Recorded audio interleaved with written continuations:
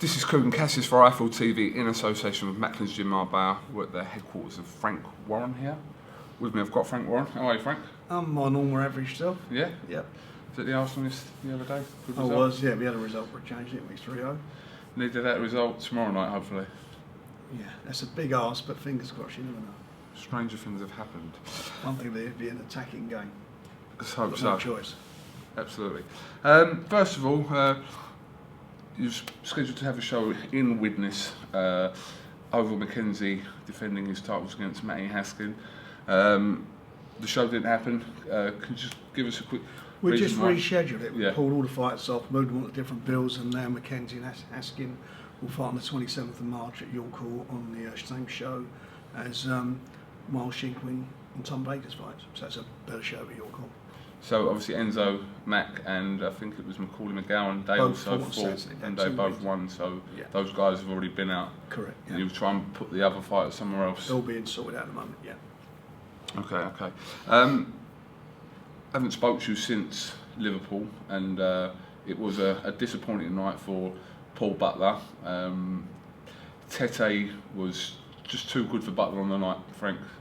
Oh, the better man won it. I mean, he won it really well. Unfortunately, Paul just couldn't get going. I don't think he got into the fight at all. He just couldn't get his jab going. There was no head movement. And unfortunately, the fight fell into one of those patterns where he was loading up looking for a big punch, and it didn't happen. I believe Paul will learn from the fight. You know, the best man won on the night, but I think Paul can learn from that fight. He's still a young man.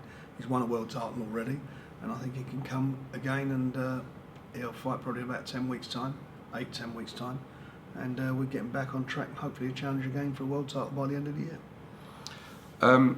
There's some fighters at sort of domestic level that's always being touted as potential opponents for Paul Butler in the future. The likes of Cowie Fine and Jamie Conlon. Would you be interested in any of those fights? Yeah, I'm sure any of those fights can be made. You know, there won't be no resistance from me, and certainly I know there won't be from Paul or his his training team. They're fights that can be made, absolutely. I think Paul Butler's an exceptionally good young fighter, but it wasn't his night. He just, as I say, didn't get into it. So now he's got to get himself back in the game, and if he can't beat the fighters' names you've mentioned, then we're not going to be talking about world title fights, are we? So that's their fights we'll take. Was Tete underestimated at any stage? I don't think so much he was underestimated. You know, Tete, what he didn't do what you needed to beat Tete. If you look at Tete's record, look at his couple of losses. His losses have been the people who've actually, put it on him, have really pressed him. And sometimes you look at him and he's lost a little bit of heart. He didn't do that, obviously, on the night because Paul just didn't manage to get there. He couldn't get inside that long southpaw jab. I think he struggled a bit with that. He didn't, as I say, didn't get his own jab going, and the head movement just wasn't there. He was coming in straight lines, and didn't manage. What the game plan was, just didn't happen. So therefore, the result was what it was. He's clever enough, Paul. He's got good ring sense, and he's got a good boxing brain to learn from that, and as I say, to come again. And that's what we've got to focus on there.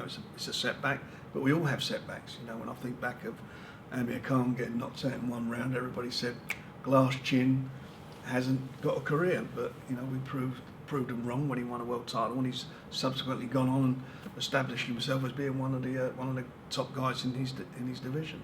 And Paul can do the same, I believe. Your Liverpool show at the Echo a couple of weeks ago now was one of two shows that you had or have at the Echo. One April the 18th. This is where Derry Matthews' rescheduled world title fight with Richard Abril is on. Derry was out in action, just a routine win for Derry, just to keep him ticking over ahead of this date on the 18th. Well, he trained hard, and sometimes there's the worry when a fight gets postponed that you overtrain. We put it back, as you say, to the 18th of April. And I think he just needed to get that out of his system, all that hard work he put into the preparation for the Abril fight. So he's done that now, and he come through it okay. So now we're looking to the 18th, and he gets the opportunity for a Brit to become a world champion. It's a tough fight, but he's got a good chance, and fingers crossed he can do it. Are you keeping up to date with Abril's situation, as in obviously the reasons why he couldn't fight at the Echo recently. Are you keeping? Is he in good health at the moment? Well, that's what we're told, and they, the date is a date that they asked for, so that's where we are. We've gone with that date, and that's the date he'll be on, unless he gets injured again. I touch wood again. I hope he doesn't. But that's where we're at. It's a good fight. And it's a great fight for him, and let's hope the guy's going to be there on the night. Also in action from that show was Liam Smith. I understand you're working on a big fight for Liam on April the 18th. Can you tell us anything about that now? Or well, what we got at the moment, he's going to fight Carson Jones. That's what it looks like it's going to be. If we get the opportunity to fight for a world title, which we've also been talking about, then obviously he would jump in for the world title fight. But at the moment, it looks like it's going to be Carson Jones. But if we can get the world title fight, as I've just said, obviously that'll take priority. When you say world title fight, what route? That I can't give you at the moment, but we're having some serious talks at the moment about that. Okay, and is that around that time, or is that for a later date? Well, it wouldn't be too much later. It'd probably be sometime in May or June. But maybe we just go with the Carson Jones fight anyway, and then do that one afterwards. But I want to keep him busy. Unfortunately for Liam, he's had a little bit of problems with injuries over the last couple of years with hands and so forth, and he's just not managed to keep his momentum going. Now, he's been that seems to have settled down. I thought he had a really good win last week. It wasn't fellow was a tough guy, Argentinian, but I just like the way he went about his work and the way he actually concentrated, didn't get bored, threw the right punches, and eventually took the fight out of the guy. Have we gone past the possibility of seeing Liam Smith and Liam Williams together? Liam Williams is injured. Right. He's injured again, so unfortunately that fight's not going to happen. He was due to fight Liam Liam Williams in a couple of weeks' time, but that's been pushed back. So I'm sure it'll happen down the road, but I know it's not going to happen anytime soon. Okay. Obviously, your next show is at the end of this month at York Hall. Obviously, Askin McKenzie, and then Miles Shinkwin and Richard Horton, and a lot of your other up-and-coming prospects. So it should be a good night at York Hall, Frank. I would hope so. Some good fights on there, and some decent fights. And these are the young guys that we've been working on, and I'm looking forward to them. Hopefully, they'll win. Come through okay, we can step them up. I mean, by the end of the year, all these guys have got to be around the British title mark. That's where we need them all to be. And in the next couple of months, we've got Andy Lee on BoxNation fighting Peter Quillen from the States on the 11th of April, so the dust is going to settle with that one. Bill was going to fight on that card, but we're not doing that now. We decided for various reasons now to put him and Chris Eubank Jr. on the same bill, because it makes a lot of sense. What kind of level of opponent will each of them look like facing? Well, a decent level. Certainly as far as Chris Eubanks Jr. is concerned, decent level of opponent. I mean, he's capable. He showed in his last fight that he's got again showed what a fighting heart he's got, and I think the fans like him. And we'll be looking to build on that and come up with somebody. And we've got a couple of guys in mind, but come up with somebody who will give him a tough fight, give him a good fight, let him think about what he's doing and make it, bring some more out of him. The Eubank fight there, so we've got some options to think about what we're going to do. Well, I mean, you talking to obviously Billy Joe. What's it more important for Billy Joe? Because obviously, I think Bill wants to win a world title. That's what he wants, and if you asked him that, he would tell you that he wants to win a world title. For me, the big fight would be him and Andy Lee, for obvious reasons. But if it's Quillen, I'm sure he'd like that. And then you've got a money fight, which is quite a significant money fight between him and Chris Eubanks Jr. And Jr. now holds a version of the WBA, the interim title. So, there are things and there are reasons why any of those fights can be made. So he's in quite a good position. Chris Eubanks Jr. needs him because he wants to try and avenge the loss against Bill. And Lee and Quillen have to fight Bill. The winner has to fight Bill. So Bill's in a good position at the moment.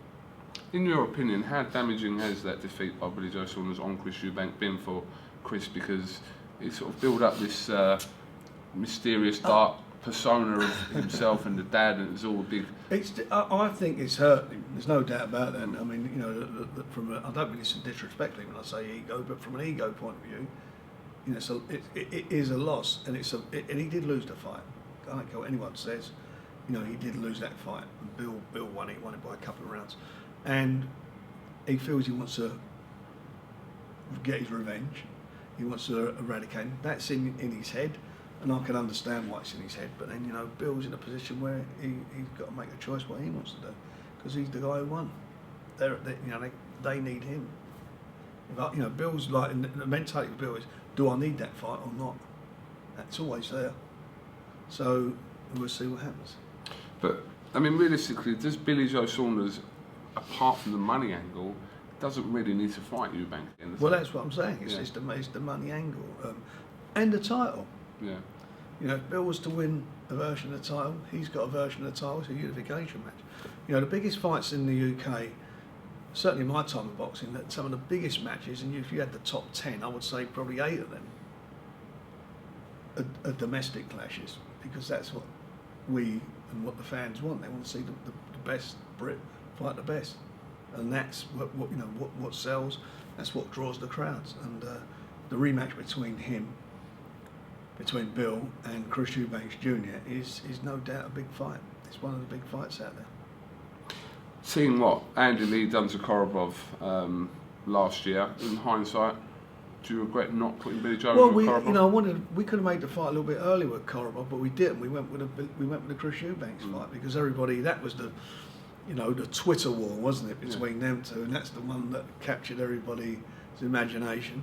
Unfortunately, if you talk about some of the Eastern European names, they end in a V or a Z or whatever it is. It's very difficult sometimes to sell those fights until people actually get to see them. You've got the aficionados who see the fights and who know them, but the general public don't. The fight between Chris Eubanks Jr. and Billy Joe defending his titles against him caught the public's imagination. It became a big fight, and that's the route we chose to go down. From a management point of view, it's a good route for him because he won the fight, got well paid. He's still preserving his position with Lee Quinlan, and if he wants to, he's got the rematch. So, as I said, Bill's in quite a strong position as a fighter. He's got options. So I call that good management.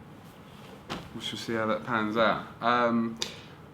Obviously, Tyson Fury fought not too long ago, at the end of February.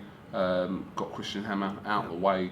Yeah. Now it's a bit of a waiting game for Tyson Fury. Do you anticipate that he will fight again before, obviously, September? I'm not too sure at the moment. You know, Klitschko and Jennings get it on the 25th of April, and we would like to be in a position where, if it's Klitschko, you've got to fancy Klitschko to be the winner of that fight. If it's Klitschko, I'd like everything in place that we can announce it the day after or on the night. You know, we need to say what's going to happen with that one. No one's going to be able to duck out of it. The fight is on, and we need to, announce the date, which we hope will be in September. Hopefully we get it in the UK, but if we don't, we'll go to Germany. Have you had indication from their team that they could be willing to travel? Yeah, they will do, but it's like they want lots of money to travel, and nothing changes with the Klitschko's. They want lots of money. That's the other side of the business people don't see. And how would you favour yourself in a purse bid situation against them? Look, it is what it is. I mean, if you go to purse bid, you've got to look at what's your revenue.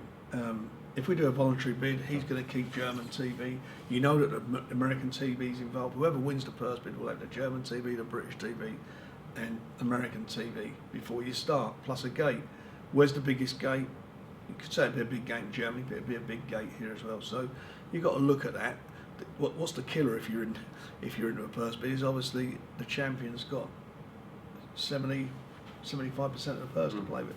So that's the downside. But I've won purse bids before with my fighters when they fought other, lots of times when they fought other guys, and we will certainly put a significant bid in if we go to purse bids. Hopefully, we don't need to do that.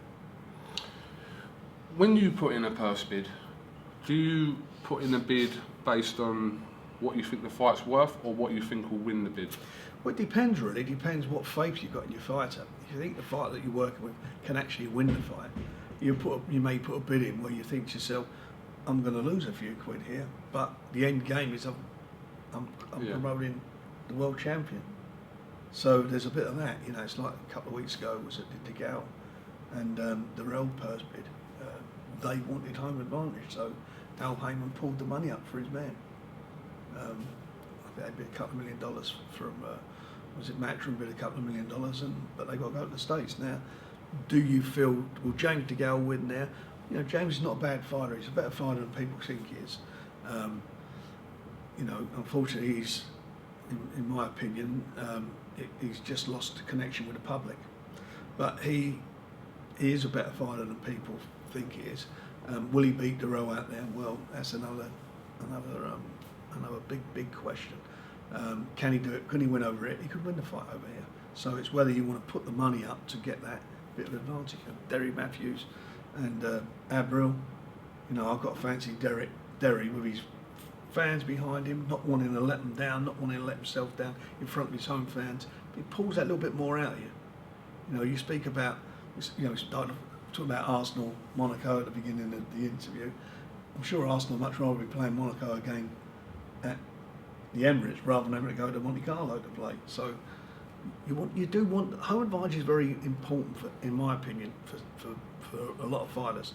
You get something out of, you know, would Frank Bruno years ago have beaten Oliver McCall for the world title in his fourth attempt? Would he have done that if that fight had been in the States? I don't know. Fans behind him at Wembley cheering him on. Oh, it's gone. So, go on. Fans behind him at Wembley cheering him on, brought a lot out, brought that extra out of him. You know, it's happened with so many guys. You know, Ricky Hatton, when he fought Costa Zoo, he was a man possessed against Costa Zoo. Fans, every person in there, to a man, was cheering him on, was behind him, and it makes you, it pulls a bit more out of you. I think you asked any good quality sportsman, you know, athlete, whatever he may be, if you're in front of your home fans, if they are willing you on, if they're calling you on, does it lift you a bit? Of course it does. You know, it makes you, and you don't want to let yourself down in front of your fans. So I believe, you know, sometimes getting that home advantage is quite important. Not all the time, but sometimes I think it plays a significant part of winning that title, and that's where you have to take the risk. You know, that's where you put your money up and roll the dice. What about that argument though?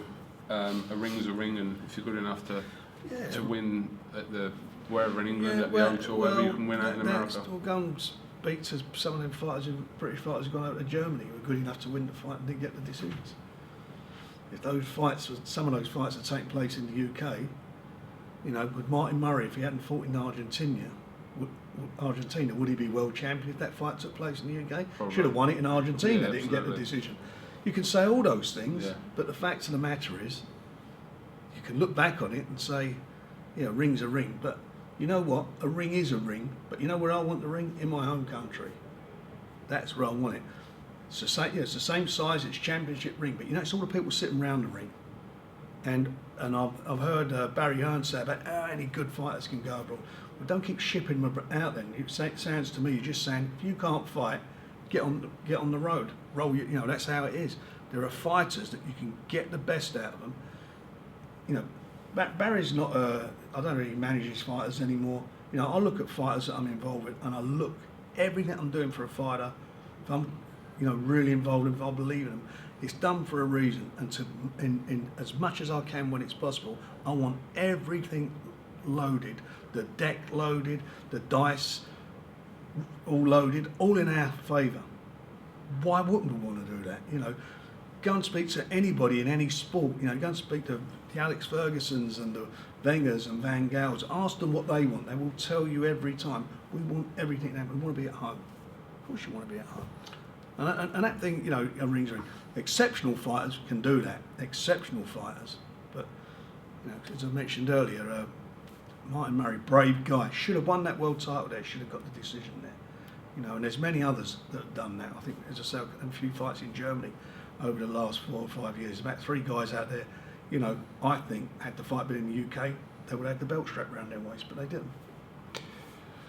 Would you also say though, if the fighter is good enough to go abroad and win that, then there's no, you can't top that feeling of actually going to America, ripping a belt from a champion or winning a title there? You're absolutely right. Yeah. What you're saying is, it's great to go abroad and do that. You know, I've taken fighters abroad Robin Reed to Italy to beat Gavanov at the title when he went out there. I've taken nothing would give it wasn't for a title, but nothing gave me more pleasure than making Danny Williams and Mike Tyson.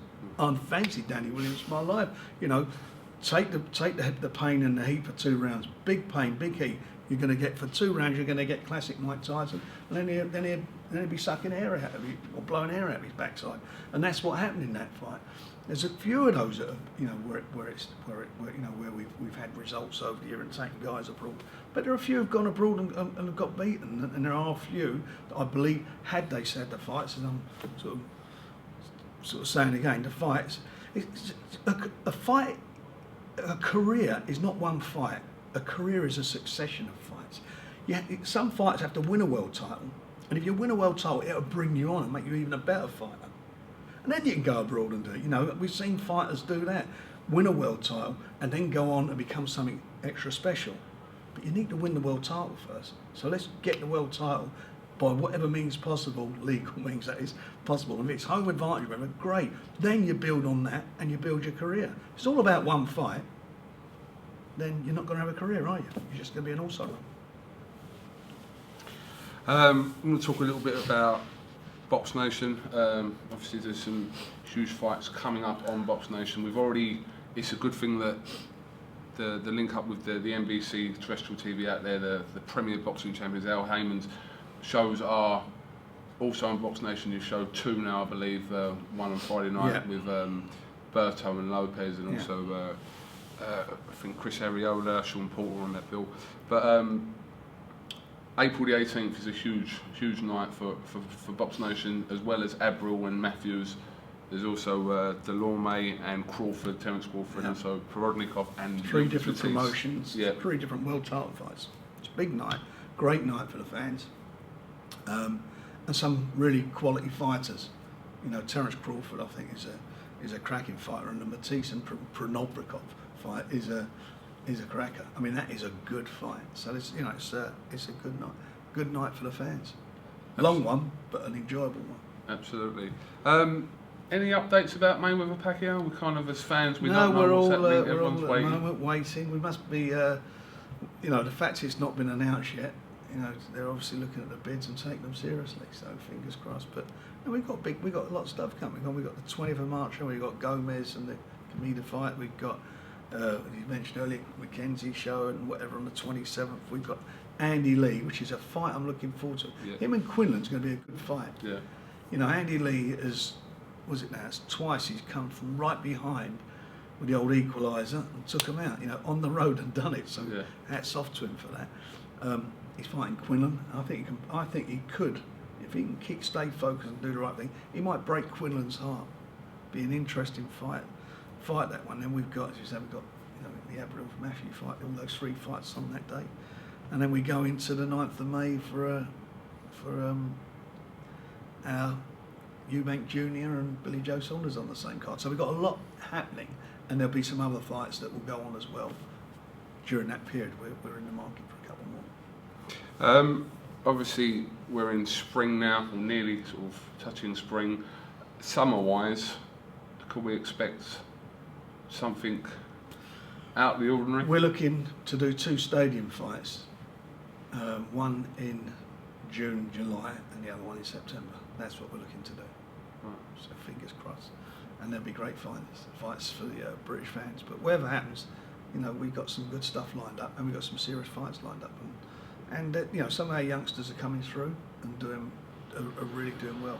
There's a couple of young kids there, I just think, that are going to go on to be something special in the next 12 months. I've just recently signed Stephen Lewis. Yeah, I've got to tell you, you know, he was the first fight on up in Liverpool, so it's a real sort of, for want of a better phrase, it's a graveyard slot. You know, you're on the first one on there, but he really impressed me.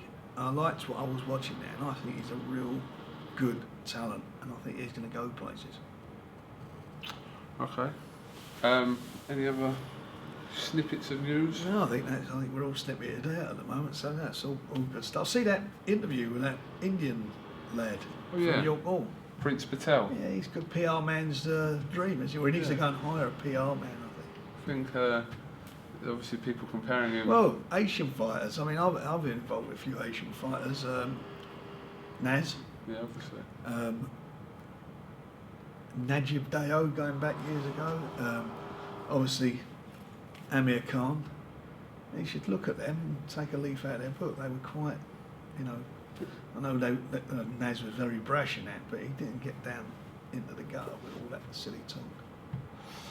Well, it's quite an experience for me to interview Mr. We're all Prince listen, we all hear things and see things, but I mean, I'll tell you what, that's you know, we have to put him on it. At the PG, he's fighting, isn't it? You know, he's fighting. But I mean, I said this because obviously we spend a lot of time around a lot of different personalities within the boxing world, not just boxers, but the trainers and the promoters, etc., etc. And it seems to me that unless you're like that, I mean, well, that's a point you make. I mean, the press say, "Oh, it's disgusting," whatever. But if somebody comes out and they're just a bore, then the press don't write about them, do they? So they don't take them. Tyson Fury is probably the best. Yeah, example. and if they do it, then they walk away. Oh, that's great. And they walk away like disgusting what he's done today, right? But it's controversial, isn't it? You know, unfortunately, or fortunately, I don't know which way to look at it. Is all press good press? Is it? There is that thing, but I don't think all press is good press. I mean, you know, some can turn people, and I think you need to be a bit, you know, I don't even wonder about some of the stuff that was said there. There was no need for it, and maybe he got carried away. I think what probably happened there, what's the interview, about 9 minutes, 10 minutes? No, it was actually ended up being 15 minutes. Well, 15 minutes, you could probably have got that for a 5-minute interview and done a good thing, but he just let his mouth excited, just had a fight. And let his not engaged his brain with his tongue. It's all a learning curve. Yeah, he's only a young kid, so hopefully he'll learn from it, and you know, it'd be interesting to see if he can fight. He had a good wind, and he didn't see enough of him in 40 seconds. So I want to see whether he can fight. I hope he can, because you know, probably watch this. He'll be on the call too. Put him on one of your shows, Frank. Yeah. He'll definitely liven up a press conference. Well, there's no doubt about that. I mean, you know. I'd say he wants to make sure that he always makes the weight, championship weight, because someone drops that tail, we'll find out for sure if it's true or not. Yeah.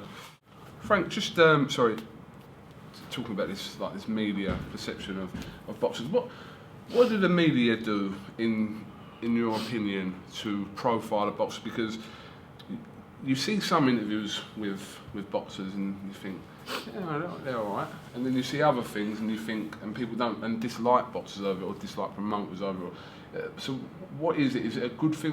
And especially with this social media now, I think with newspapers, I mean, you know, with the newspapers, it's a sports editor. The sports editor doesn't know the fighter and he's not convinced about the fighter, then he's not going to get any space. So most sports editors have probably got about 5 fighters in their head, and the rest of them, they won't know. They hear about someone's up and coming, but they won't know. They won't actually know who they are. How do fighters catch on? You know, when Amir Khan went out for the Olympics in Athens, he was our only British representative. What was unique about it? He's Asian, his Pakistani background, the fact that they were wearing the Union Jack, and his dad, you know, like they were sort of proud to be British of Pakistani origin, and the fact that he could fight a bit. And he came back, and I think that ticks all the boxes, not just for the sports editors, but the crossover to the features pages of newspapers. Yeah. And it picks up from there. And obviously, as you say now, social media is a huge thing, and a lot of the young audience get their information from the social media. Young kids, 15 to 35-year-olds, do not buy newspapers anymore, or very rarely buy newspapers. That doesn't mean that there's generations like my generation, and maybe, you know, younger people who still want to buy newspapers, but newspapers are going down like that. You know, when you look at papers, for example, say the People in the 60s sold 6 million newspapers. They're lucky to do 250, 300,000 now. So it's dropped away, and people have got different habits the way they get into it. So we do rely on the social media. The problem you have sometimes that people who write about boxing, in my opinion, don't know about boxing.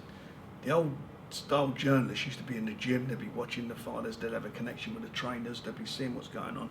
Now anybody can become a boxing journalist. You know, just open up, you know, fistfight.com, and suddenly you're an expert, and you're giving your opinion. I'm not saying you're not entitled to your opinion, but is it an opinion that's that's knowledgeable? Is it an opinion that actually has got some facts behind it rather than some of the stuff you're done. You do get some rubbish on it. I just think it's, you know, now it's it's building up their followers on Twitter. It's building up their Facebook followers.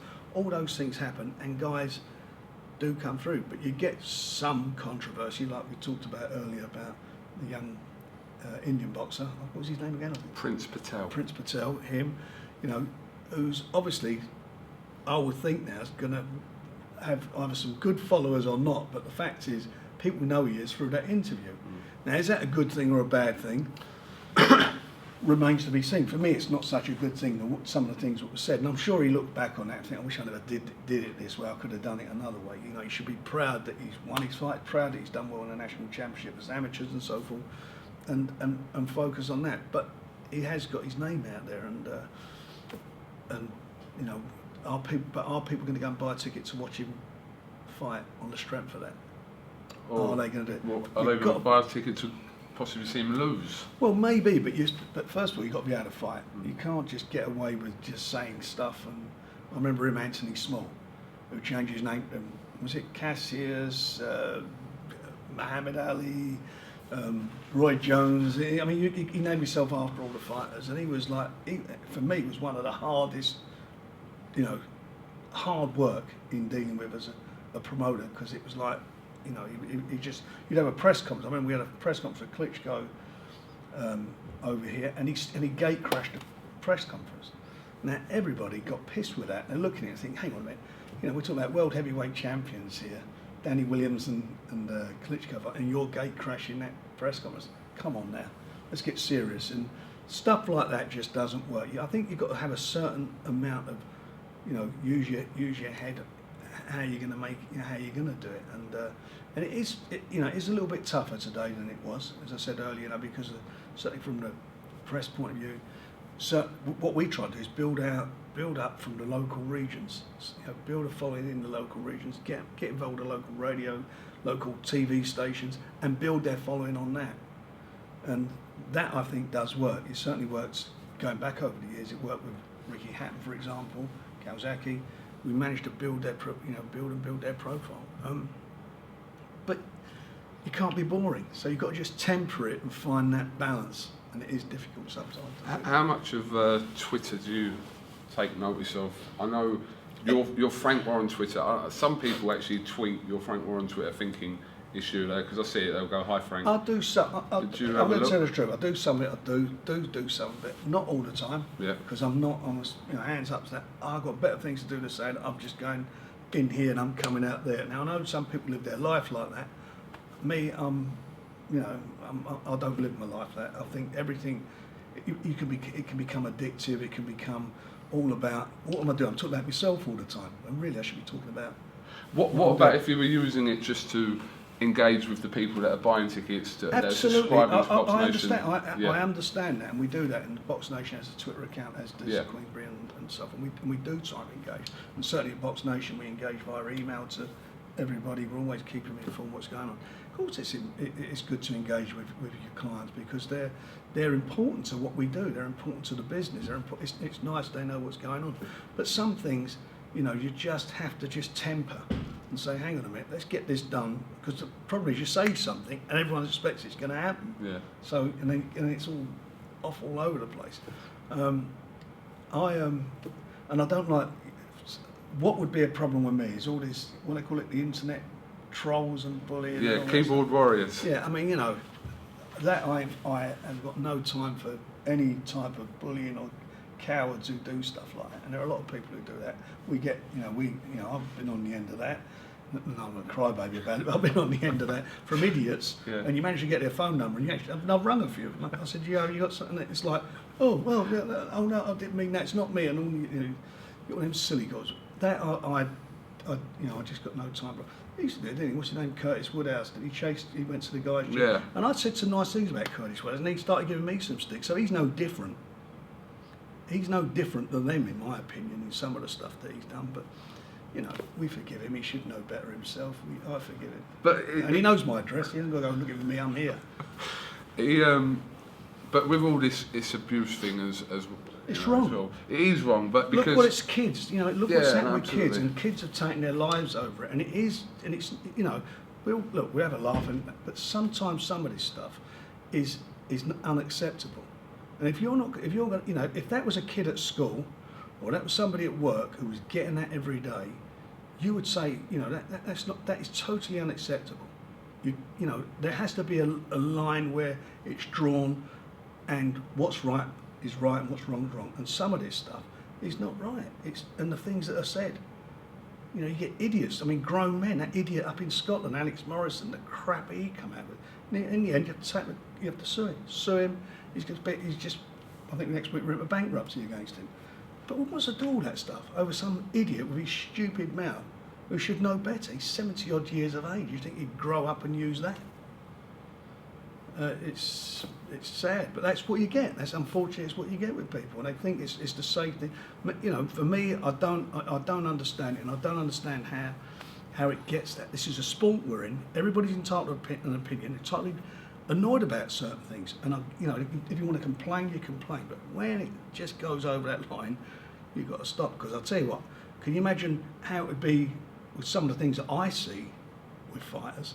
Some of the conversation that I have with fighters, if I was to start putting some of that out there, you know, the reason we didn't make this fight is about promoter wants to give up. He don't fancy the job, or that one don't fancy that job.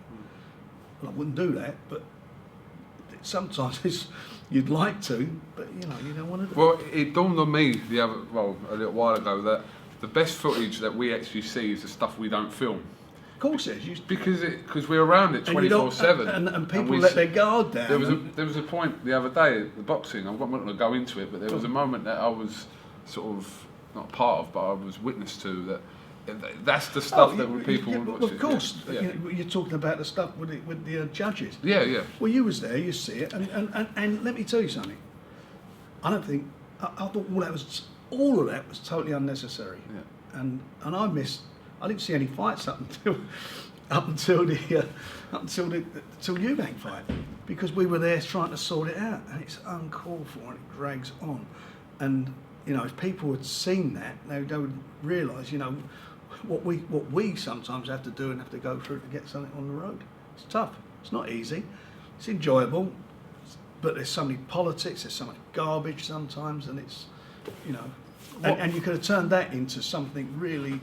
You know, as you're saying, if you want to start Twitter and that and just using that example, showing stuff like that, people would, you know, where'd you go then with bullying and whatever? No, absolutely. We've got a couple of issues with a couple of different people in boxing, and like me and James have chosen not to air that on the internet or Twitter or anything, because it's not. Well, we had it to start with, Yeah. didn't we? Because it was all about you as in Eddie Hearn's pocket. Let's get it right, Yeah, you know. yeah. And people telling me this and that, and you know, and it is what it is. But that's how things happen in sport. You know, people and some people have put some crap down to, you know, just to make it, you know, make the split and make it seem like there's problems and so forth. That happens. What you're talking about. You know, I don't understand. I spoke to him again. I don't understand. He won't like what I'm going to say. And I don't get why Chris Eubank isn't talking to you guys. I just don't understand that, and it needs to be resolved. And I was explaining to him, you know, talking to him about it the other day. I said, you know, we need to deal with this. This is crazy stuff. Yeah, when we first started doing, which was then I Film London, we were doing a lot of your shows from the start, and people won't remember this, but we were people going, oh, you're Warren people, you're Frank Warren people, blah blah blah. Then it was kind of a swing to the matchroom thing, oh, you're Eddie Hearn people, blah blah blah blah blah. And then since we've been sort of under BoxNation as well with the show that you've given us on the Thursday night, it's kind of levelled out now. So it's not, because you can't really counter and say, well, you're Eddie Hearn people. Well, my counter to that is, hang on, we work for BoxNation as well. So we've had this for literally for like 4 years, and the abuse that I get, not that, you know, sometimes it's, if I'm more active on Twitter, obviously you might just look at the odd comment every now and again. I'm very active on Twitter. So when someone's calling you the C word or a wanker or whatever, it's like, it's there in your face, Frank. But these people no one's ever come to me in the 4 years at a show or it's randomly in the street and gone, "You're a wanker," but they're quite happy to write it. Well, I think that's on easy. there. I think that's, you know, you get the occasional, you know, things like that happen at shows, but that's easy to do because it's not direct, is it? It's somebody, as you say, it's on the end of them being brave or saying what they want to say, and you know that is the downside of social media. Yeah, absolutely. You know what I mean, that's the downside. Absolutely. And you know, and let's get it right. The reason your show's on BoxNation because BoxNation producers and my son George and Francis said you're everywhere. There are a lot of journalists because now how newspapers cut back and so forth, they won't send anyone there because they have to pull up the money out of their own pocket to go because it may not get into the newspaper so they don't get paid. All those newspapers that years ago had designating boxing writers don't have those now. Most of them are freelancing, and if they sort of, you know, don't sell the story and they've spent the day at a press conference coming down to London or wherever it is to go to, they're not going to get any money. You get out there, you do everything, and for us as a channel, and I think for our subscribers, viewers, you're out there, you're getting news, you're getting stories, and that's important to get information out there. It's not about being in someone's pocket. I mean, I don't care. Well, I've never picked the phone up to you, or for that matter, anybody, and you know said, look, the show's not doing well. I need you to do something. I've never done it.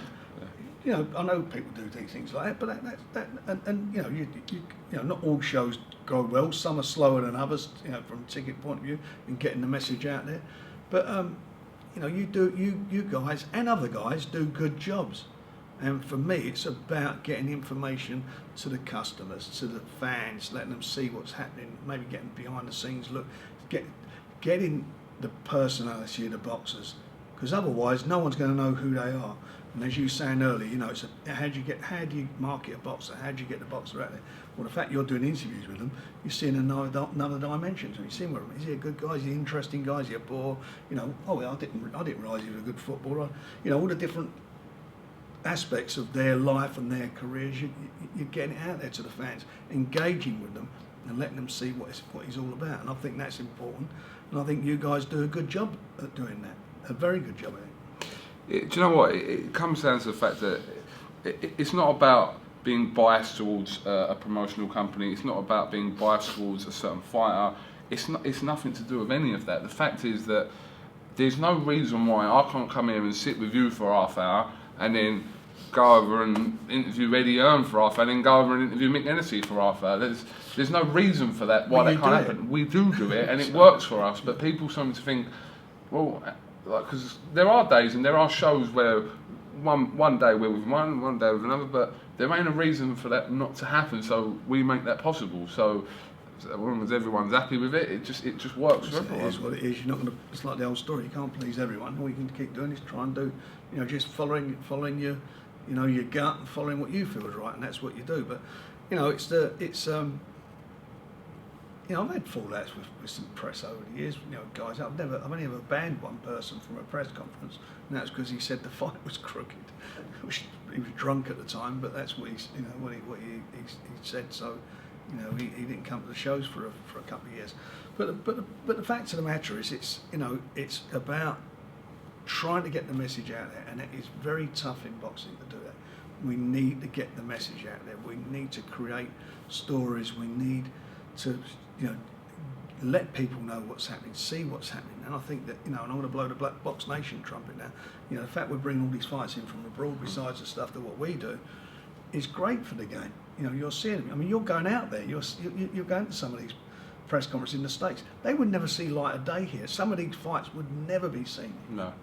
And it's good that we can do that. It's good that you can see certainly now some of these young and up and coming American fighters or foreign fighters and be part of that journey with them. You know, you look at, I mean, just give you an example. We showed a lot of Broner fights, and I was never a believer in Broner. Never believed him. Everyone's going crazy about him. Never believed in Broner. Tried to make Broner against Richard Schaefer when he was at Golden Boy. Broner against Ricky Burns. And he was calling out Ricky Burns for a long time before anyone knew Ricky Burns was. Should have took it. Had nothing to lose. Nothing to lose. Big purse. Should have took it. And I bet he probably didn't know. you know, because the information wasn't being fed back to him properly. But should have taken it. You see him again. He hasn't. You know, for me, Broner's not taken that punch power up, and that's why if I was involved with Amir Khan now, I would grab that fight like that. I would grab that fight. That to me would be a great fight for Amir Khan. Just calling him out on social Yeah, well, media. they should do it. They should do that because I don't see what power he's got to hurt Amir Khan with, and I think Amir Khan's be too fast for him. Fast and furious. I'd love to see that fight, absolutely. Yeah. There are a lot of people say to me, you know, like just general people and people I know, they go, well, what's that Warren like? They don't call you Frank Warren, they call you just Warren. Yeah. Yeah, what's that Warren like?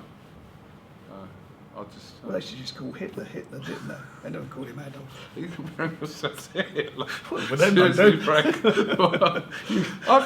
You said it. I just go, do you know what, I go, Frank's alright. I said, well, there's nothing really... It was like Ron Checks too, in wasn't the it? post. Frank's alright.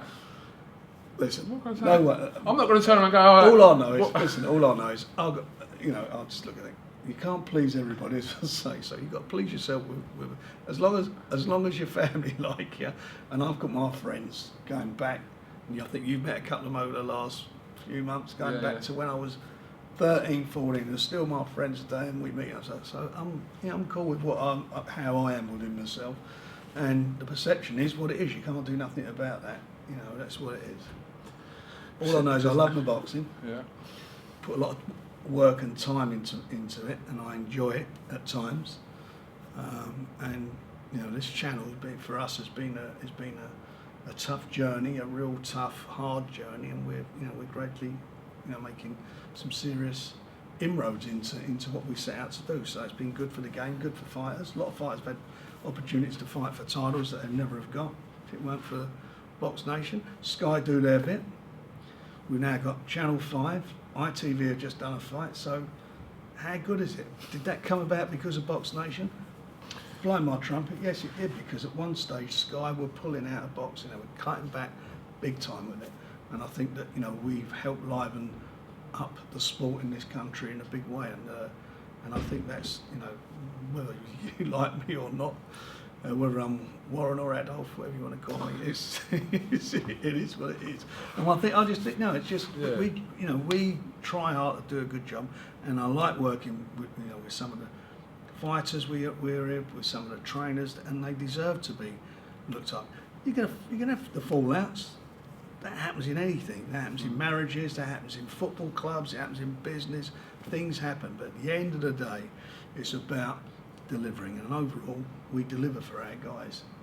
Sometimes you've got to show a bit of patience if you're a fighter. I know it's difficult, but show the patience, show the faith, and we get there for them. Okay. Well, listen, if at any point you see a comment on Twitter, like someone slagging you off or saying, can you That'll be a tirade now. if you decide to do a Michael Douglas falling down type scenario, just go off your nut one day, get in your car and drive there. Just mate, we'll follow you with a camera. Yeah, we should sell the rights for that one, can't we? Bring what's his name? Patel, and we can commentate on it. Just stick him on a bill. I love it. Yeah, Right. I'm going to do. I Bill. want him to do a promo for us. I'd like to see that when Prince Patel met Frank Warren. Yeah, that'd be a good one when he met. You ain't even How met long will him. that be? I don't know. I can't imagine. He'd probably command a fee for it now after his interview. We've given him a lot of publicity, though, haven't we? And you've only seen about a minute of that interview. There's another 14 or 15 minutes of that interview, but anyway. All right, well, listen, Frank, thanks for giving us a bit of your time. Pleasure. Obviously, Richard Maynard will keep us posted on any media activities coming up. So, Yeah. We got some announcements in the next couple of weeks, so fingers crossed. All right. This is Top man. Thank you very much. This is KUGAN CASSIUS with Frank Warren here for IFL TV. Thank you very much.